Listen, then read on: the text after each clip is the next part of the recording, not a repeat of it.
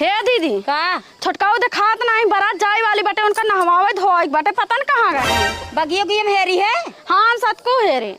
रुक हम हेर के आवत ही। हाँ जा हेर के आवा।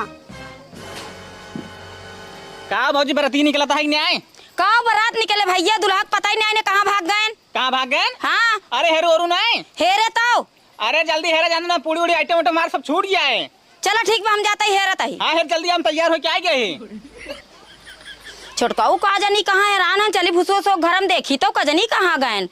का हो छोटकाऊ यहाँ का करता है तू? का हुए भाऊजी? अरे वहाँ तैयारी होता बारात जाए तू ये ढुकला है। भाऊजी देखा हम बिया हुआ करब ना जानता हूँ शादी कैंसिल कराई दिया। काहे भी दिन बिया करवा रड़ुआ रहबा का? और का न्यूज नहीं देखत बाटू हुआ डर में कार्ड फेंक देत बाटे पहाड़ पर ढकेल देते मेहरारू।